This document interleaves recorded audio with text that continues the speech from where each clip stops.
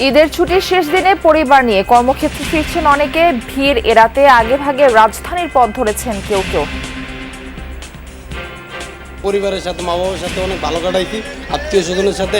এখন জীবিকার তাগিদে আবার ঢাকাতে চলে আসছি। আসার জন্য যে যাতায়াত ভাড়াটা 300 টাকা করা হয়েছে, অনেক আমরা এতে খুশি হয়েছি।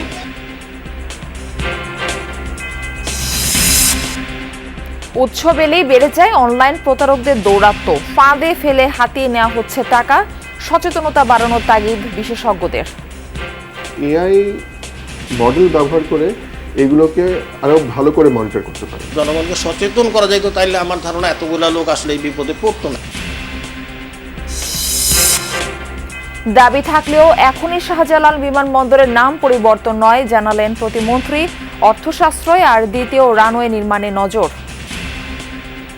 তখনকার সময় বোধহয় আমি শুনেছিলাম 16,000 কোটি টাকা খরচ হয়েছে। তার মানে এটা নাম চেঞ্জ করতে গেলে এখন 50,000 কোটি টাকা খরচ হবে। সরকার নির্ধারিত দাম না পেয়ে চরম ক্ষতির মুখে দক্ষিণ পশ্চিমাঞ্চলের চামড়ার মৌসুমি ব্যবসায়ীরা। পরিবেশ বান্ধব ব্যবস্থাপনার অভাবে ক্ষতিগ্রস্ত হচ্ছে শিল্প, বলছেন বাজার সংশ্লিষ্টরা। 8 দিন হাসপাতালে, এবার মিলল বেকারির সন্ধান। স্বাস্থ্যমন্ত্রীর ক্ষোভ, সাংবাদিকদের উপর কর্মীদের লেলিয়ে দেওয়ার অভিযোগ হাসপাতাল কর্তৃপক্ষের বিরুদ্ধে।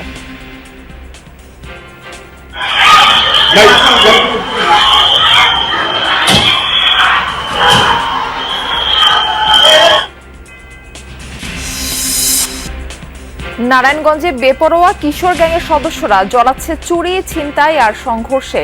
সামাজিক প্রতিরোধের আহ্বান পুলিশের। যুক্তরাষ্ট্রের হামলা ঠেকাতে নতুন এয়ার ডিফেন্স সিস্টেম ব্যবহার করছে ইরান। রাডার ফাঁকি দেয়া মার্কিন স্টেলথ ড্রোন শনাক্তে সফলতা মিলেছে, দাবি তেহরানের।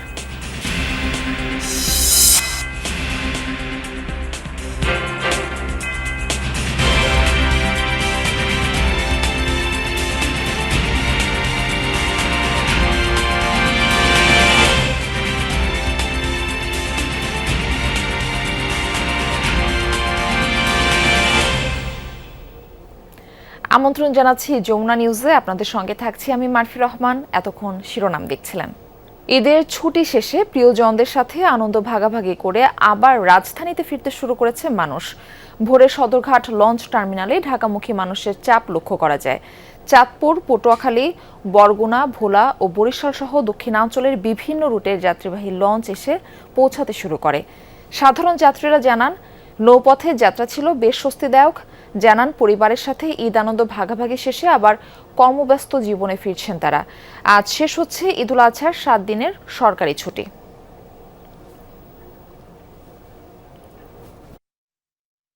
পরিবারের সাথে মা বাবার সাথে অনেক ভালো কাটাইছি, আত্মীয় স্বজনের সাথে। এখন জীবিকার তাগিদে আবার ঢাকাতে চলে আসছি। এর আগে ঈদে আমরা আসা যাওয়ার সময় অনেক সিন্ডিকেট হয়েছে।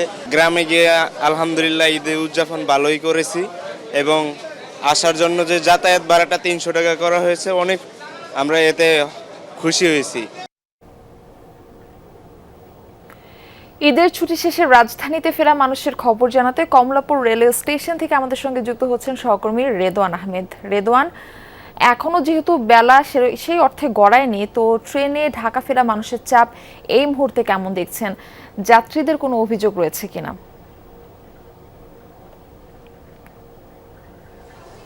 মারফি, যেহেতু আজকে সপ্তাহের প্রথম কর্মদিবস, সকাল থেকে অর্থাৎ ভোর থেকেই কিন্তু আমাদের যে ঢাকা ফেরার যে চাপ সেটি কিন্তু লক্ষ্য করা গেছে। তাছাড়া এখন পর্যন্ত যেটি রয়েছে যে স্টেশনগুলোতে কিছুটা কিন্তু শিডিউল বিপর্যয় রয়েছে, কেননা সকাল 6টা নাগাদ যেই ট্রেনগুলো ছিল সেগুলোও কিন্তু এখনও স্টেশন ছেড়ে যেতে পারেনি। সুতরাং যাত্রীদের ভোগান্তির কথা কিন্তু আমরা দেখেছি, যে তারা কিন্তু আমাদের জানাচ্ছিলেন তাদের ভোগান্তির কথা। পাশাপাশি যেই ট্রেনটির সামনে দাঁড়িয়ে আছে সুবর্ণ এক্সপ্রেস, যদি একটু দেখাতে চাই, এই সুবর্ণ এক্সপ্রেসের ছেড়ে যাওয়ার কথা ছিল 7:45, এখন সময় প্রায় 8টা পেরিয়ে গেছে, এখন পর্যন্ত ছেড়ে যেতে পারেনি এই ট্রেনগুলো।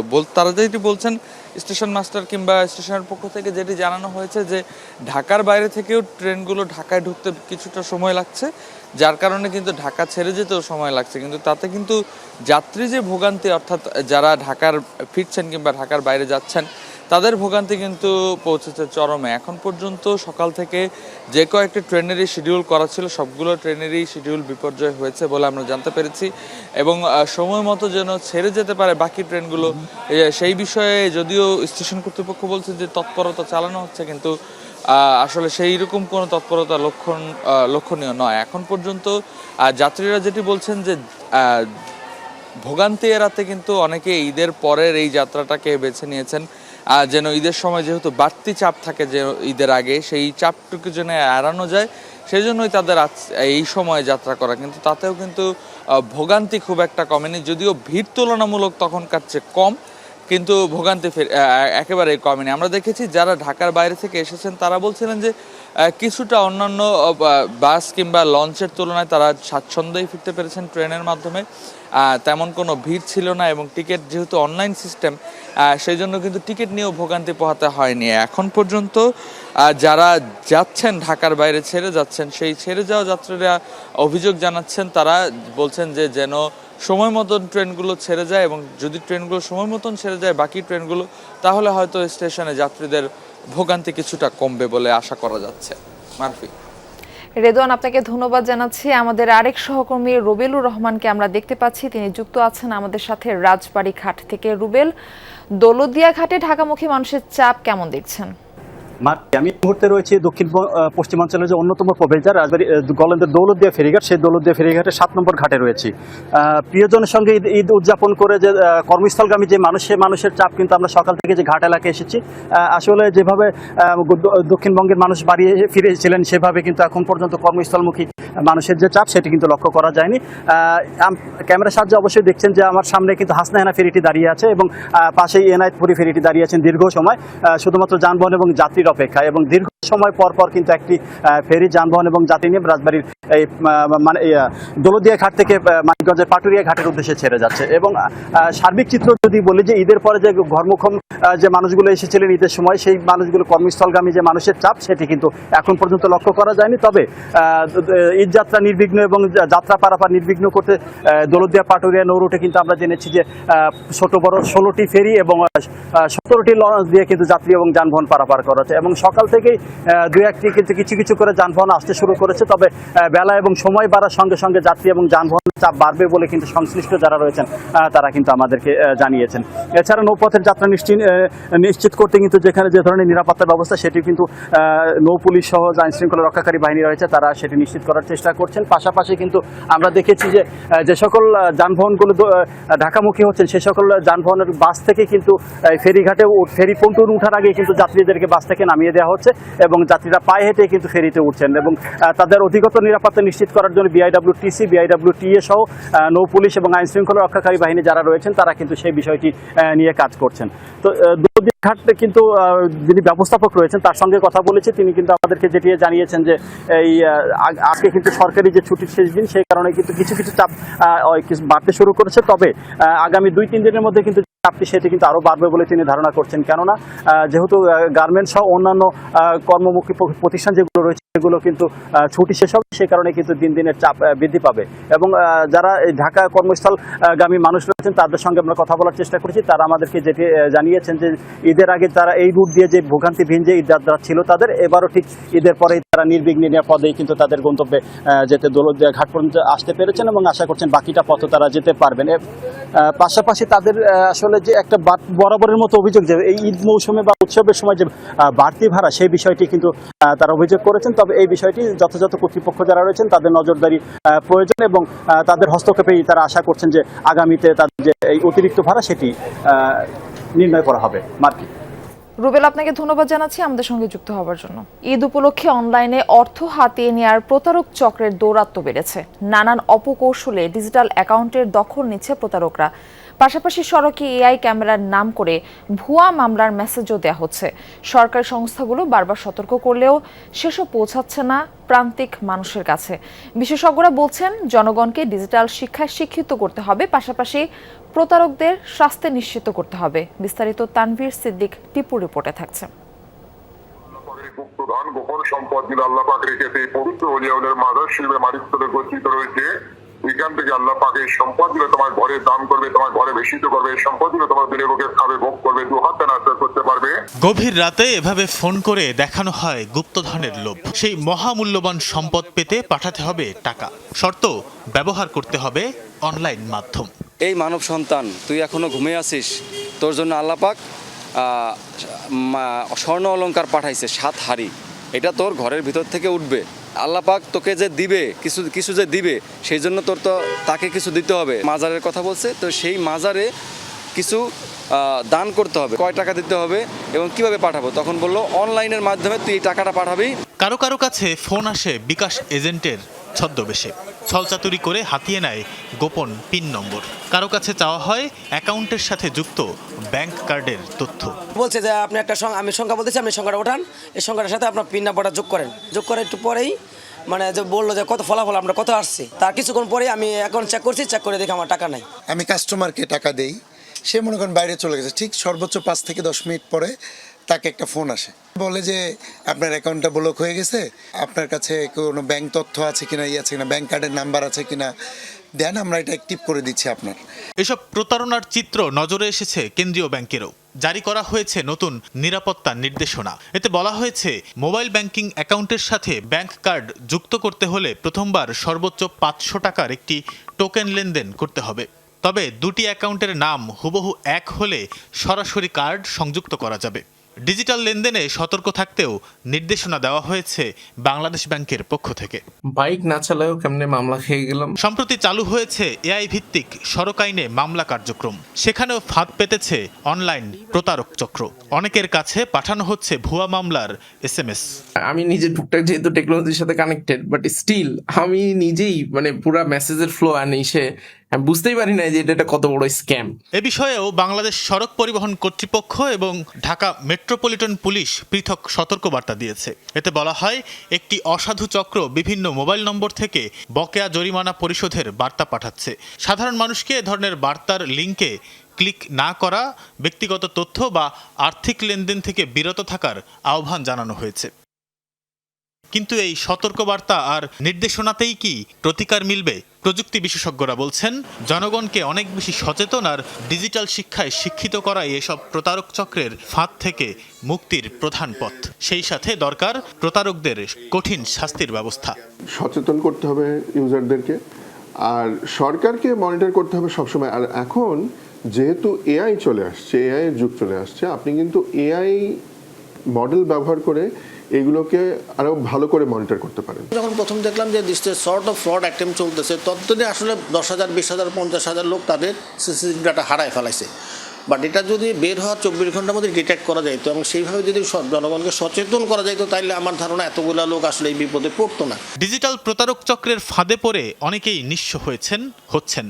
প্রযুক্তির উৎকর্ষের যুগে এই প্রতারক চক্রকে নির্মূলে এখনই শক্ত ডিজিটাল প্রতিরোধ ব্যবস্থা গড়ায় জোর দিচ্ছেন বিশেষজ্ঞরা। তানভীর সিদ্দিক, টিপু, যমুনা নিউজ, ঢাকা। শাহজালাল আন্তর্জাতিক বিমানবন্দরের নাম কি পরিবর্তন হচ্ছে? আবারও কি ফিরছে সাবেক রাষ্ট্রপতি জিয়াউর রহমানের নাম?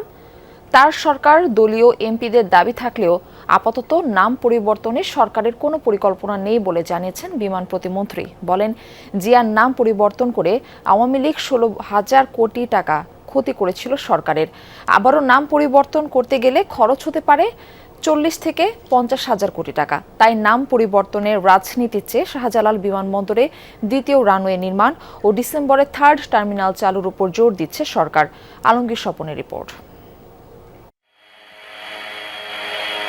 সাবেক রাষ্ট্রপতি জিয়াউর রহমানের নামে 1983 সালে নামকরণ করা হয়েছিল দেশের প্রধান ঢাকা আন্তর্জাতিক বিমানবন্দরের। আওয়ামী লীগ সরকার 2010 সালে জিয়ার নাম পরিবর্তন করে দেয় হযরত শাহজালালের নাম।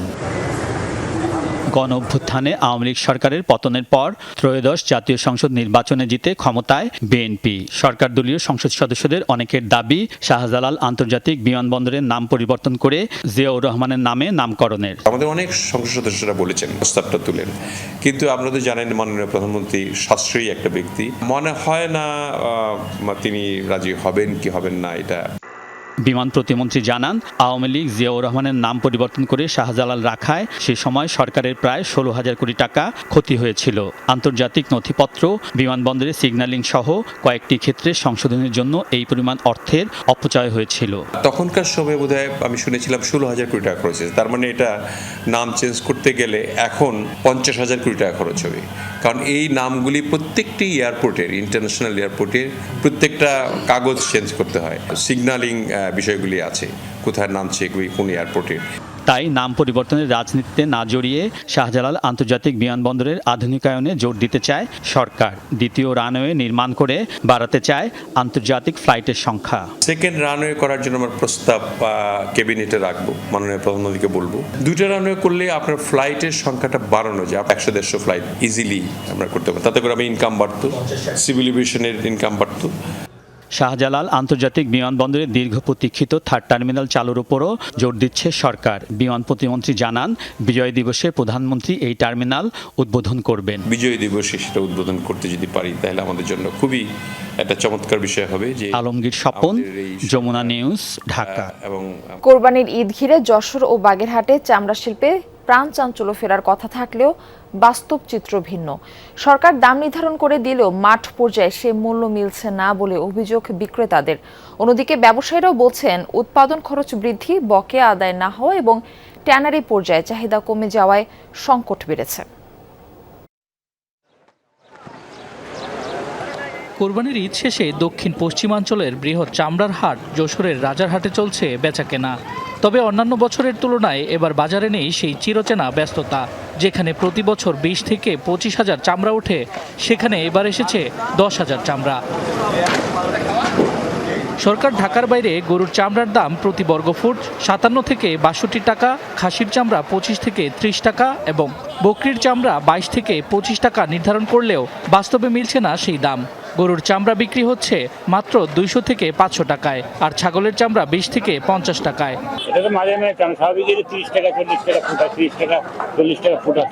আমরা সংরক্ষণের জন্য এটা হিমাগার হলে ভালো হয়, তো অনেকদিন যাবতই বলতেছি, তাই এর কোনো উদ্যোগ নেই। সরকার যে দামটা ঠিক করতে সেটা আমরা প্রাকৃত হাটঘাটে বা যারা ব্যাপারী তারা পায়, কারণ হলো এগুলো হলো সিন্ডিকেট যদি পায় না। পাইকারি ব্যবসায়ীদের দাবি, শ্রমিকদের মজুরি ও লবণের দাম বেড়ে যাওয়ায় সরকার নির্ধারিত দামে চামড়া কেনা সম্ভব হচ্ছে না। অন্যদিকে ট্যানারি মালিকরাও অনেক ক্ষেত্রে নির্ধারিত মূল্য দিচ্ছেন না বলে অভিযোগ মৌসুমী ব্যবসায়ীদের। প্রথমে 400 টাকার বীজ, এখন 200 টাকার বীজ করছেন। আমাদের খুব লসে বাড়ি খাই গেলাম। আমরা যারা মৌসুমী ব্যবসায়ী এই ব্যবসাটাকে ধরে রাখছি, তো আমরা হতাশ, আমরা সঠিক মূল্য পাচ্ছি না। মাঠ পর্যায়ে সরকার নির্ধারিত দামে চামড়া সংগ্রহ ও সংরক্ষণ করা কঠিন হয়ে পড়েছে। তাই ব্যবসা টিকিয়ে রাখতে বকেয়া আদায় সহ চামড়া সংরক্ষণাগারের দাবি ব্যবসায়ীদের। সরকার অবশ্যই এই চামড়া শিল্পের প্রতি একটি পজিটিভ একটি উদ্যোগ রাখবে। একই চিত্র বাগেরহাটেও।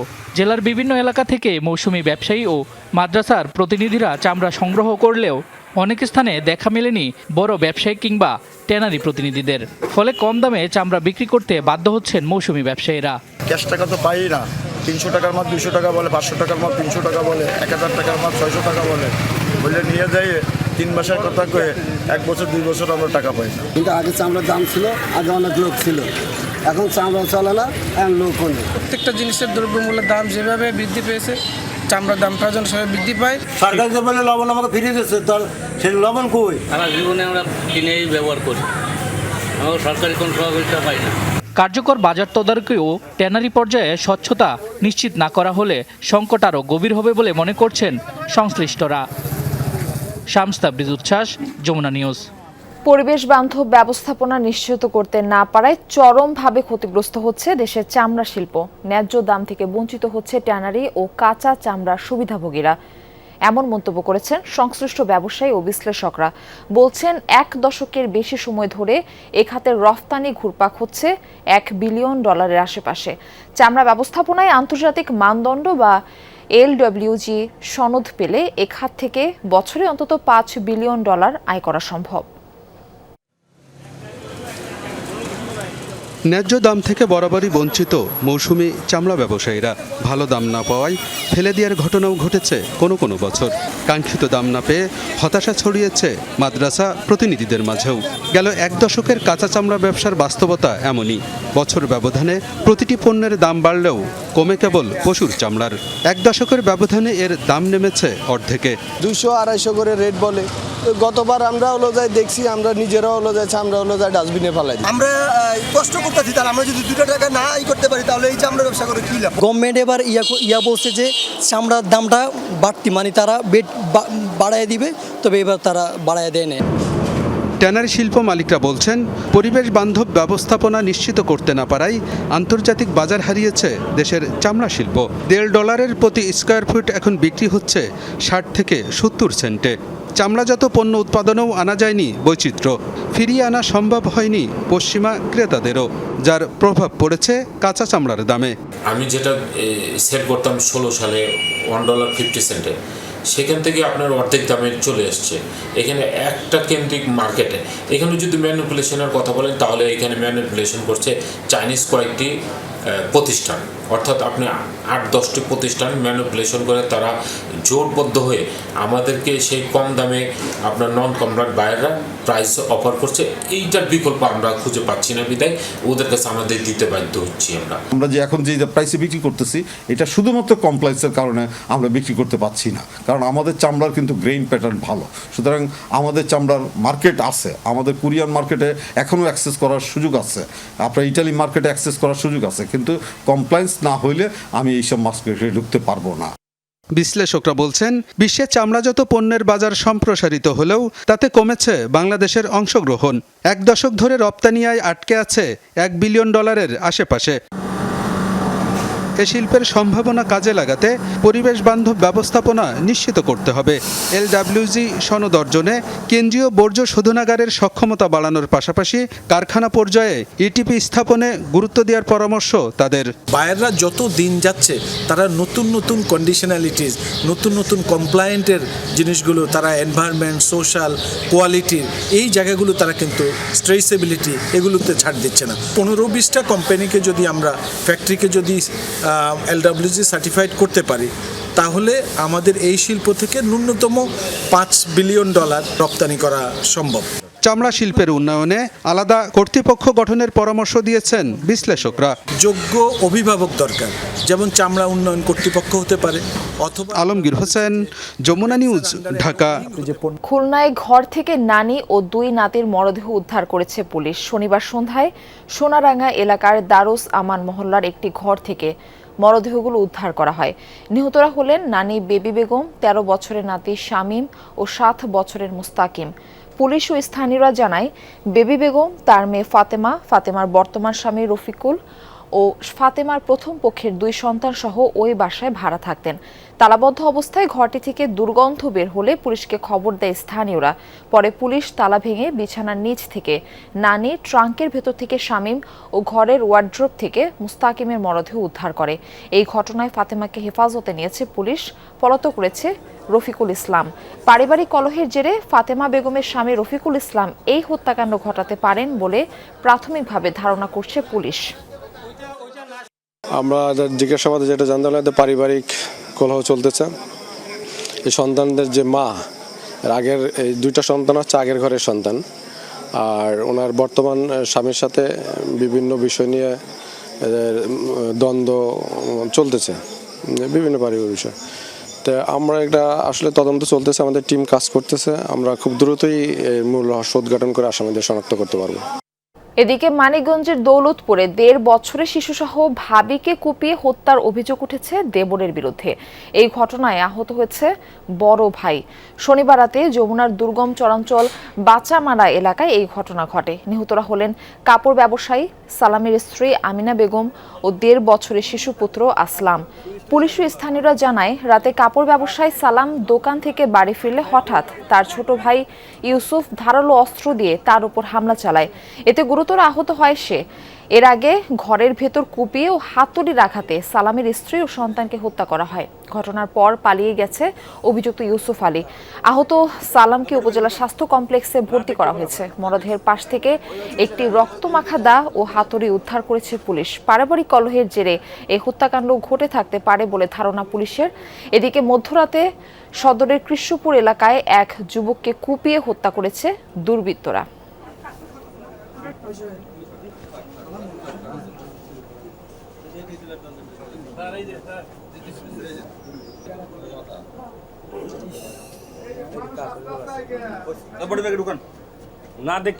রাজধানীর মগবাজারে ৮ দিন মেডিকেল কলেজ হাসপাতালে আকস্মিক পরিদর্শনে গিয়ে বেকারির সন্ধান পেয়েছেন স্বাস্থ্যমন্ত্রী সরদার মোহাম্মদ সাখাওয়াত হোসেন। এ সময় তিনি ক্ষোভ প্রকাশ করেন। এদিকে ৮ দিন হাসপাতালে ৬ নবজাতকের মৃত্যুর ঘটনায় সকালে স্বাস্থ্যমন্ত্রীকে প্রাথমিক রিপোর্ট দিয়েছে তদন্ত কমিটি। অনুসন্ধানে পোস্ট অপারেটিভ ওয়ার্ডে প্রায় ২ ঘন্টা এসি বন্ধ থাকার তথ্য মিলেছে। পাশাপাশি সেখানে পর্যাপ্ত ভেন্টিলেশন ব্যবস্থা না থাকার বিষয়টিও উঠে এসেছে। ৬ নবজাতক মৃত্যুর কারণ জানতে হচ্ছে তদন্ত। জমা পড়েছে প্রাথমিক রিপোর্টও। এ অবস্থায় শনিবার রাজধানীর ৮ দিন মেডিকেল কলেজ হাসপাতালে যান স্বাস্থ্যমন্ত্রী। পরিদর্শন শেষে মন্ত্রী জানান, হাসপাতালের একটি ফ্লোরে বেকারির বা রুটি কারখানার সন্ধান মিলেছে। বেকারি চলে দুইটা ইলেকট্রিক কি দিয়ে, ইলেকট্রিক ওভেন দিয়ে। আমি এখানে কোনো ইলেকট্রিক্যাল ইঞ্জিনিয়ার পাইনি, একজন মেকানিক্যাল অ্যাসিস্ট্যান্ট পেয়েছি। দেয়ার আর সো মেনি গার্বেজেস দেয়ার, যেগুলি মানে কি বলবো, যেগুলি একটা হসপিটালে হাজার হাজার ছাত্র ছাত্রী রুগী অ্যাটেন্ডেন্ট থাকে, এটা উচিত হয় নাই। বেকারিতে ময়লা আবর্জনা ও নোংরা পরিবেশ দেখা গেছে। এর সাথে শিশু মৃত্যুর ঘটনার কোনো সম্পৃক্ততা আছে কিনা তা তদন্ত হবে। মন্ত্রী বলেন, পূর্ণাঙ্গ রিপোর্ট পেতে সময় লাগবে আরও ৪ দিন। এর আগে সকালে মন্ত্রীকে প্রাথমিক রিপোর্ট দেয় তদন্ত কমিটি। অনুসন্ধানে পোস্ট অপারেটিভ ওয়ার্ডে প্রায় ২ ঘন্টা এসি বন্ধ থাকার তথ্য মিলেছে। যাদের সন্তান মারা গিয়েছে তাদের সাথে আমাদের যোগাযোগ করা অত্যন্ত প্রয়োজনীয়। ২ থেকে ৩ দিন টাইম লাগবে ওনাদের প্রত্যেকের সাথে দেখা করতে, যেই কারণে ওনারা আবেদন করেছেন, আমাদেরকে সমস্ত কিছু দেখিয়েছেন ওনাদের ফাইন্ডিংস। তো ওই মাগুলির সাথে দেখা করে ওনাদের স্টেটমেন্ট নিয়ে পূর্ণাঙ্গ প্রতিবেদনটা তৈরি করে আগামী ৩ তারিখে আমাদের কাছে জমা দেবেন। স্বাস্থ্যমন্ত্রী যখন ভেতরে, তখন হাসপাতালের সবগুলো গেটে তালা লাগিয়ে দেয় কর্তৃপক্ষ। বাধা দেয়া হয় সাংবাদিকদের প্রবেশে। এক পর্যায়ে কর্মীদের লেলিয়ে দিলে তারা চড়াও হয় সাংবাদিকদের উপর। ছিনিয়ে নেওয়া হয় কয়েকটি টেলিভিশনের ক্যামেরা। না না না না না ভাই, সরি সরি সরি, হাসপাতালের দরজাগুলো কে লাগাইছে ভাই? আমাদের কোনো ঝামেলা হয় না। ঝামেলা না থাকলে নিরাপত্তা কটন কেন দাও? নিরাপত্তা কিছু না। কটনের কারণটা কি? কোনো কটন দিইনি আমরা। বেকারি তো আমাদের হাসপাতালের না, তো আপনারা এত বুঝেন না কেন কথা?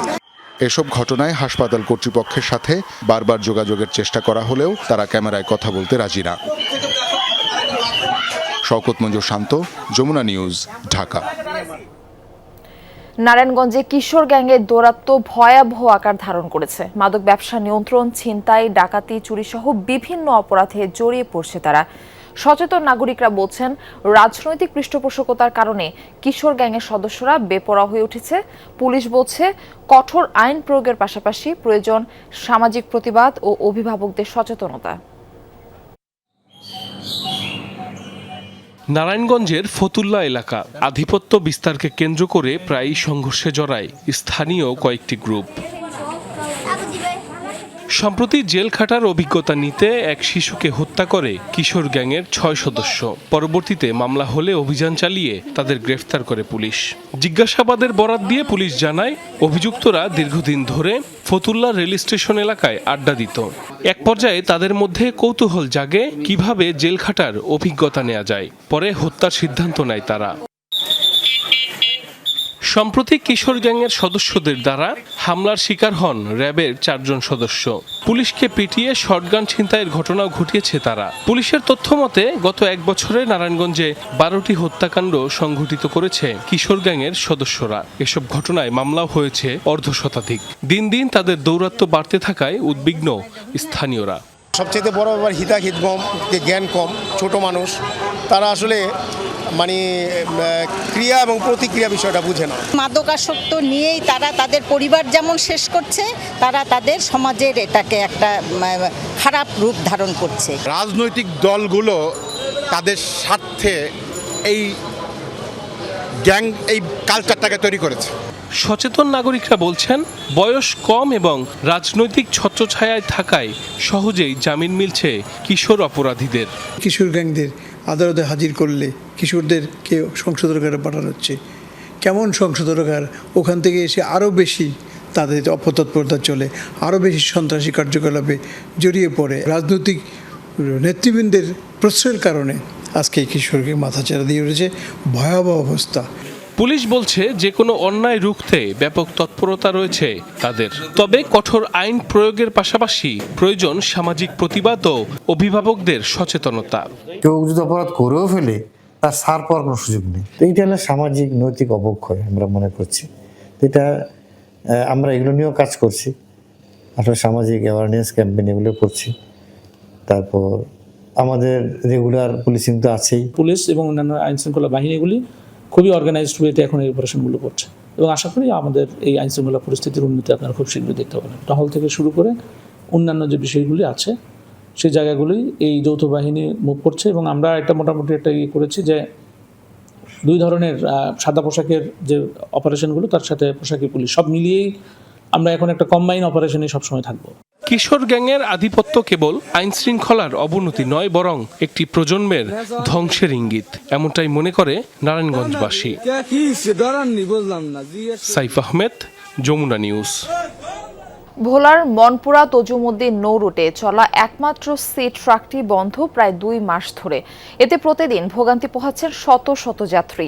বর্ষায় জীবনের ঝুঁকি নিয়ে ট্রলারে উত্তাল মেঘনা পাড়ি দিতে হচ্ছে তাদের। এজন্য বিআইডব্লিউটিসির উদাসীনতাকে দায়ী করছেন ভুক্তভোগীরা। মনপুরা তজুমুদ্দিন নৌ রুট উত্তাল মেঘনা পাড়ি দিতে একমাত্র ভরসা ছিল বিআইডব্লিউটিসির সি ট্রাক এসটি ইলিশা, কিন্তু যান্ত্রিক ত্রুটির কারণে প্রায় 2 মাস ধরে বন্ধ নৌযানটি। ফলে বাধ্য হয়ে জীবনের ঝুঁকি নিয়ে নিষিদ্ধ ট্রলারে প্রতিদিন চলাচল করছেন 5 শতাধিক যাত্রী। স্থানীয়দের অভিযোগ, দিনের পর দিন ঝুঁকি নিয়ে চলাচল করলেও বিআইডব্লিউটিসি কর্তৃপক্ষ নির্বিকার। সিটাক বন্ধ থাকার কারণে যে ট্রলার যাতায়াত করে এটাতে খুব রিস্ক। ট্রলারে আসতে হচ্ছে দীর্ঘ মেঘনা নদী পাড়ি দিয়ে, এটা জীবনের ঝুঁকি না? এটা তো ভয়াবহ অবস্থা। যে তাদের গাফিলতি, তাদের যে অবহেলা, সাধারণ জনগণের ভোগান্তি, এটা নিয়ে আমাদের এই বর্ষা মৌসুমে মেঘনা অনেক উত্তাল থাকে, তো এই সময়টাতে আসলে ট্রলার দিয়ে ঝুঁকি নিয়ে পারাপার করতে হচ্ছে। নিষিদ্ধ হলেও কর্তৃপক্ষের নাকের ডগায় ট্রলার চলাচল করছে। ডেঞ্জার জোনে কিভাবে এসব নৌযান চলছে জানতে চাইলে বিআইডব্লিউটি এর কর্মকর্তার দাবি কিছুই জানেন না তিনি। কিন্তু ট্রলার অবৈধভাবে চলার কোনো ওয়ে নাই, কারণ এটা এখন একটা অসন্ত মৌসুম আর আমাদের এখান থেকে ট্রলার চলার কোনো পারমিশন আমরা দেইনি। যদি এটা চলে থাকে তাহলে আমরা দেখি এটা কঠোর মনিটরিং ব্যবস্থা করে এটা বন্ধ করার ব্যবস্থা করব। বিআইডব্লিউটিসির দাবি ইজারাদারের মেয়াদ শেষ হওয়া এবং ইঞ্জিন সংক্রান্ত জটিলতায় সি ট্রাক চালু করতে দেরি হচ্ছে। দ্রুত বিকল্প ব্যবস্থার আশ্বাস দিয়েছেন তারা। টেন্ডার জটিলতার কারণে এটা শেষ হয় নাই। টেন্ডারে যে পেয়েছে তার আমরা শেষ করতে পারি নাই। আমরা চেষ্টা করছি, দেখি এই বিকল্প কি করা যায়। নৌপথের এই দুর্ভোগ ও জীবনের ঝুঁকি এড়াতে দ্রুত প্রশাসনিক হস্তক্ষেপ ও সি ট্রাক চালুর দাবি স্থানীয়দের। তাপস সরকার, যমুনা নিউজ। টেলিকম খাতের কর ব্যবস্থাপনায় পরিবর্তনের ইঙ্গিত মিলেছে। সরকার এই খাতে আরও বিনিয়োগ আকর্ষণের চেষ্টা করছে, পাশাপাশি ভোক্তা পর্যায়ে কর ছাড়ের সুবিধাও পৌঁছে দিতে যাচ্ছে। এসব বিষয়ে অর্থ মন্ত্রণালয়ের সাথে যোগাযোগ বাড়িয়েছেন টেলিকম খাতের নীতি নির্ধারকরা। এসব বিষয়ে অর্থমন্ত্রী অনেকটা নমনীয় বলে ধারণা করা হচ্ছে। বলা হচ্ছে কমতে পারে সিম ট্যাক্সের পরিমাণ। পদ্মা সেতুর জন্য মোবাইল সেবায় আরোপিত 1% সারচার্জ বাতিলের প্রস্তাবও তুলেছে অপারেটররা। দীর্ঘদিন ধরে উচ্চ করজালে আটকে আছে দেশের টেলিকম খাত। তবে আগামী অর্থবছরের বাজেটে এই খাতের কর কাঠামোতে নেওয়া হচ্ছে বেশ কিছু ইতিবাচক সিদ্ধান্ত। বাজেটে সিম ট্যাক্সের উপর আরোপিত শুল্ক সহনীয় করার উদ্যোগ আসছে। আরোপিত শুল্ক 300 টাকার পরিবর্তে নামিয়ে আনা হতে পারে 200 টাকায়। এছাড়া সিম রিপ্লেসমেন্টের জন্য বহাল থাকা 300 টাকা শুল্ক হার পুরোপুরি প্রত্যাহার হতে যাচ্ছে। শুল্কমুক্ত রাখা হবে আইওটি সিম। এখনও 50% লোককে কিন্তু আমাদের ইন্টারনেট ডোমেনে আনতে পারিনি। এটা যদি আনতে হয় তাহলে আমাকে সিম ট্যাক্সটা আমাকে এলিমিনেট করতে হবে। সিম রিপ্লেসমেন্ট ট্যাক্স একটা আছে, আপনি একবার ট্যাক্স দিয়েছেন, আপনি একবার সিম ট্যাক্স দিয়েছেন, কিন্তু আপনাকে কোনো একটা সিম রিপ্লেস করতে গেলে সেটা সিমটা নষ্ট হোক বা হারিয়ে যাক, আপনাকে আবারও সেই সিম ট্যাক্সটা দিতে হচ্ছে। এটা কিন্তু একটা ডুয়াল ট্যাক্স, এটা ডুপ্লিকেশন হচ্ছে। আগামী 5 বছরে টেলিযোগাযোগ ও তথ্য প্রযুক্তি খাতে বিপুল কর্মসংস্থান তৈরির পরিকল্পনা করছে সরকার। পাশাপাশি 10 বছরের মধ্যে শীর্ষ 10 ডিজিটাল ইকোনমির দেশে অন্তর্ভুক্তির পরিকল্পনাও আছে বর্তমান সরকারের। মোবাইল অপারেটরদের অভিমত, শুল্ক কাঠামোর ব্যাপক সংস্কার এবং সহায়ক বিনিয়োগ নীতিমালা তৈরি ছাড়া লক্ষ্য অর্জন কঠিন হবে। কর নীতির যে আপনার যে একটা কনসিস্টেন্সি, তারপরে আপনার ধরেন টেলিকম নীতির যে একটা কনসিস্টেন্সি, তারপরে ফরেন ডাইরেক্ট ইনভেস্টমেন্ট আসার ক্ষেত্রে যে আপনার কাইন্ড অফ ওয়ান স্টপ টাইপের যে একটা মানে একটা ইজ, একটা কমফোর্ট, এটা যদি সরকার যতদিন পর্যন্ত আমরা এনশিওর করতে না পারবো, আমাদের এই ইনভেস্টমেন্টগুলো কিন্তু দেখা যাবে যে আমাদের দিকে না আসে, এটা অন্য কোনো দেশে চলে যাচ্ছে। টেলিযোগাযোগ ও তথ্য প্রযুক্তি খাতে বিনিয়োগ বৃদ্ধির পরিকল্পনা আছে অর্থমন্ত্রীর। 1.5 দশকে 60 থেকে 70 হাজার কোটি টাকা বিনিয়োগ হলেও এ খাতে তেমন উন্নতি হয়নি বলে মনে করেন তিনি। 60-70 হাজার কোটি টাকা খরচের পরে আমরা কিছু দেখতে পাচ্ছি না। সুতরাং আইটি সেক্টরে আমাদের হিউজ প্রোগ্রাম। আমি অতটুকু বলতে পারি, বি রেস্ট অ্যাসিওরড, যারা আইটি সেক্টরে আছেন, good day is coming for you. ইনশাআল্লাহ আমাদের বিগ প্ল্যান ইনক্লুডিং এআই।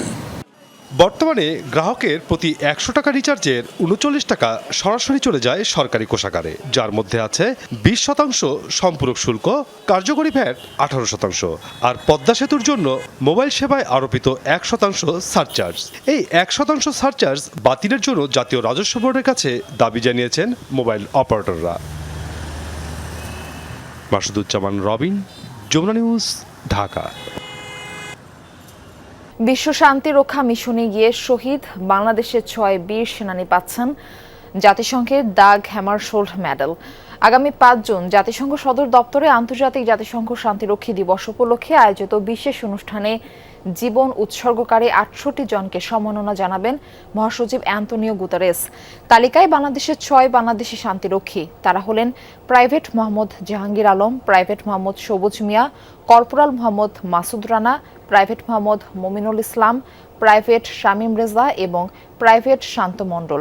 সবাই 2025 সালের 13 ডিসেম্বর আব্বেইতে কর্মরত অবস্থায় এক ড্রোন হামলায় নিহত হন। যুক্তরাষ্ট্রের হামলা ঠেকাতে নতুন এয়ার ডিফেন্স সিস্টেম RSE কামানগির সামনে নিয়ে এলো ইরান। দেশটির রাষ্ট্রীয় গণমাধ্যম ফার্স নিউজ নিশ্চিত করেছে এই তথ্য। শত্রুপক্ষের রাডার ফাঁকি দিতে সক্ষম স্টেলথ ড্রোনও শনাক্ত করতে পারে এই প্রতিরক্ষা ব্যবস্থা। হালকা গড়নের হওয়া সহজে স্থানান্তর করা সম্ভব। নতুন এই ডিফেন্স সিস্টেমের মাধ্যমে হরমুজের কাছে অবস্থান করা শত্রুপক্ষের বিমানগুলোকে কড়া সতর্কবার্তা দিচ্ছে তেহরান। হরমুজ প্রণালীর প্রবেশ মুখে কেশম দ্বীপের কাছাকাছি গেল সোমবার একটি মার্কিন MQ রিপার ড্রোন ভূপাতিত করে ইরানের বিপ্লবী গার্ড IRGC। জানা গেছে এ হামলায় নতুন প্রযুক্তির একটি আকাশ প্রতিরক্ষা ব্যবস্থা ব্যবহার করেছে তেহরান, কিন্তু কি সে ব্যবস্থা সেটা জানা যাচ্ছিল না। দেশটির রাষ্ট্রীয় গণমাধ্যম ফার্স নিউজ সম্প্রতি এই রহস্য খোলাসা করেছে। তারা বলছে, ওয়াশিংটনের বিরুদ্ধে পরিচালিত অভিযানে প্রথমবারের মতো RSE কামানগির নামের সস্তা কিন্তু নির্ভরযোগ্য এয়ার ডিফেন্স সিস্টেম ব্যবহার করেছে IRGC। প্রতিপক্ষের রাডার ফাঁকি দিতে সক্ষম মার্কিন স্টেলথ ড্রোন বা বিমান শনাক্ত করতে পারে এই প্রতিরক্ষা ব্যবস্থা। নতুন এই সিস্টেমটির প্রযুক্তিগত বৈশিষ্ট্য সম্পর্কে এখনো খুব একটা বিস্তারিত জানায়নি তেহরান। তবে প্রাথমিক তথ্যের মাধ্যমে হরমুজের কাছে অবস্থান করা শত্রুপক্ষকে কড়া বার্তা দিচ্ছে তেহরান। দেখা যাচ্ছে দামে সুলভ, আকৃতিতে হালকা এমন প্রতিরক্ষা ব্যবস্থায় জোর দিচ্ছে ইরান। স্থায়ী কোনো ঘাঁটির ওপর নির্ভর না করেই এই ব্যবস্থাগুলো ঠেকাতে পারছে শত্রুপক্ষের অতর্কিত আঘাত। সবশেষ ইন্টারসেপ্টরের নাম রাখা হয়েছে পারস্য পুরাণের কিংবদন্তি যোদ্ধা আরাসের নাম অনুসারে। জনশ্রুতি আছে, তীর ছুঁড়ে তিনি নির্ধারণ করেছিলেন ইরান ও মধ্য এশিয়ার সীমানা। সম্ভবত এক ধরনের ইলেকট্রো অপটিক্যাল বা হিট সিকিং নির্দেশনার মাধ্যমে পরিচালিত হয় এই ডিফেন্স সিস্টেম। হঠাৎ আলোড়ন সৃষ্টিকারী এই ব্যবস্থাটি মূলত সারফেস টু এয়ার সিস্টেম, যার রয়েছে সহজ স্থাপন ও উৎক্ষেপণ ব্যবস্থা। হালকা ও ছোট হওয়ায় খুব সহজেই স্থানান্তর ও প্রতিস্থাপন করা সম্ভব ডিফেন্স সিস্টেমটি। সহজ নকশা আর দ্রুতগতির কারণে MQ রিপারের মতো ধীরগতির নজরদারি ড্রোনকে সহজেই লক্ষ্যবস্তু বানাতে পারে RSE কামানগির। ধারণা ধারণা করা হচ্ছে ব্যাপক হামলা ঠেকাতে না পারলেও শত্রুপক্ষের রণগতি কিছুটা কমিয়ে দিতে পারে এই ধরনের ব্যবস্থা, যার কারণে আরও ব্যয়বহুল অস্ত্র ব্যবহারে বাধ্য হবে প্রতিপক্ষ। সাবরিনা নুসরাত, যমুনা নিউজ। পশ্চিমবঙ্গে তৃণমূল কংগ্রেসের নেতা অভিষেক ব্যানার্জিকে লক্ষ্য করে ডিম, জুতা ও পাথর ছুঁড়েছে দুষ্কৃতিকারীরা, মেরেছে চড়থাপ্পড়, ঘুষিও। শনিবার রাজ্যের সোনারপুরে হয়েছে এই ঘটনা। আহত হয়েছেন রাজ্যের সদ্য সাবেক মুখ্যমন্ত্রী মমতা ব্যানার্জির আলোচিত ভাইপো অভিষেক। তৃণমূল কংগ্রেস জানিয়েছে, নির্বাচন পরবর্তী সহিংসতায় ক্ষতিগ্রস্ত স্থানীয় পরিবারগুলোর সাথে দেখা করতে ওই এলাকায় যান অভিষেক। এ সময় তাকে পাথর ও ডিম ছুড়ে কয়েকজন। অভিযোগ উঠেছে, হামলাকারীরা ক্ষমতাসীন ভারতীয় জনতা পার্টি বা বিজেপির সমর্থক। অভিষেকের গাড়িবহর লক্ষ্য করে চোর চোর স্লোগানও দেয় তারা। এক পর্যায়ে তাকে হেলমেট পরিয়ে ঘটনাস্থল থেকে বের করে আনেন নিরাপত্তা কর্মীরা। অতর্কিত হামলায় আহত তৃণমূল কংগ্রেস নেতাকে হাসপাতালে চিকিৎসা দেয়া হয়নি বলেও অভিযোগ করেছেন মমতা ব্যানার্জি। সোভিয়েত ইউনিয়নের দাপটে নেতা জোসেফ স্টালিনের বিশাল মদের ভান্ডার নিলামে বিক্রির সিদ্ধান্ত নিয়েছে জর্জিয়া সরকার। দেশটির রাজধানী তিবলিসিতে ভূগর্ভস্থ সংগ্রহশালায় দুর্লভ ফরাসি ও জর্জিয়ান ওয়াইনের প্রায় 40,000 বোতল মজুদ রয়েছে। কিছু মদ 200 বছরেরও বেশি পুরনো হওয়ায় সেগুলোর বাজার মূল্য অনেক। দক্ষিণ ককেশাসের দেশ জর্জিয়াকে ওয়াইনের জন্মস্থান দাবি করেন অনেকেই। সেখানে ওয়াইন তৈরির ঐতিহ্য 8,000 বছরের পুরনো বলে মনে করে প্রত্নতত্ত্ববিদরা। মৃদু আলো, স্যাঁতসেঁতে পরিবেশ আর ছাদে জট পাকানো মাকড়সার জাল, এসব দেখে জলদস্যুদের ডুবে যাওয়া কোনো জাহাজের দৃশ্য ভেবে ভুল হতে পারে অনেকের। আদতে এটি তৎকালীন সোভিয়েত ইউনিয়নের একচ্ছত্র নেতা জোসেফ স্টালিনের মদের সংগ্রহশালা। চলতি সপ্তাহে রাজধানী তিবলিসিতে প্রথমবারের মতো এই ওয়াইন ভল্ট জনসাধারণের সামনে উন্মুক্ত করে জর্জিয়া সরকার। প্রায় 40,000 ফরাসি ও জর্জিয়ান দুর্লভ ওয়াইনের বোতল রাখা আছে এই সংগ্রহে। কিছু মদ 200 বছরেরও বেশি পুরনো, তাই বাজার মূল্যও অনেক। নিজ চোখে দুর্লভ এই মদের সমাহার দেখতে বিভিন্ন দেশ থেকে ছুটে আসছেন অনেক মদ সংগ্রাহক। এ যেন মদের স্বর্গরাজ্য। জীবনে এমন কিছু খুব কমই দেখেছি, তবে ওয়াইনগুলো ঠিকভাবে সংরক্ষিত আছে কিনা তা নিশ্চিত নয়। প্রতিটি বোতল আলাদাভাবে পরীক্ষা করা খুবই জরুরি। মনে হচ্ছে যেন ইন্ডিয়ানা জোনসের মতো কোনো রহস্যময় গুহায় প্রবেশ করেছে। এখানে তেমন আকর্ষণীয় কিছু নাও থাকতে পারে, আবার এমন অসাধারণ কিছু থাকতে পারে যা অমূল্য। এটি একটি ঐতিহাসিক মুহূর্ত। সংশ্লিষ্টরা বলছেন, পুরো সংগ্রহটি নিলামে বিক্রির সিদ্ধান্ত নিয়েছে জর্জিয়া সরকার। সংগৃহীত অর্থ দিয়ে আন্তর্জাতিক মানের একটি ওয়াইন এডুকেশন স্কুল গড়ে তোলার পরিকল্পনা করছে তিবলিসি। প্রতিটি বোতলের ভিতরেই যেন ইতিহাস বন্দী। সেই ইতিহাস এখনো জীবন্ত। আমার বিশ্বাস, ইতিহাসের সাথে সম্পৃক্ত এই ওয়াইনের কালেকশন বহু মদ সংগ্রাহকদের আকৃষ্ট করবে। এক সময়কার সোভিয়েত ইউনিয়নের জর্জিয়ায় জন্মগ্রহণ করেছিলেন জোসেফ স্টালিন। 1924 সাল থেকে মৃত্যুর আগ পর্যন্ত সোভিয়েত ইউনিয়ন শাসন করেছিলেন তিনি। তবে রাজনীতির পাশাপাশি মদের প্রতিও তীব্র আকর্ষণ ছিল তার। বিভিন্ন প্রকারের দুর্লভ মদ সংগ্রহ করতে ভালোবাসতেন। এ কারণেই গড়ে তুলেছিলেন ওয়াইনের এই বিশাল ভান্ডার। প্রাণপ্রতিম কুণ্ডু, যমুনা নিউজ। এই ছিল যমুনা নিউজে। এতক্ষণ সাথে থাকার জন্য সবাইকে ধন্যবাদ।